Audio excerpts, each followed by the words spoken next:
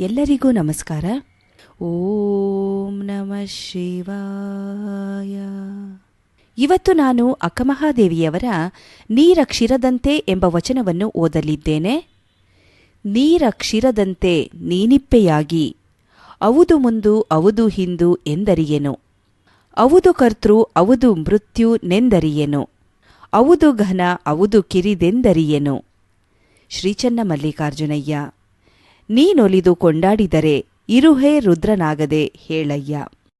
ಈ ವಚನದ ಭಾವಾರ್ಥ ಈ ರೀತಿಯಾಗಿದೆ. ಸಂಸಾರದಲ್ಲಿ ಹಾಲು ನೀರು ಒಂದಾಗಿರುವಂತೆ ನೀನಿರುವೆ. ಯಾವುದು ಮೊದಲು ಯಾವುದು ಕೊನೆ ಎಂದು ತಿಳಿಯದಾಗಿದೆ.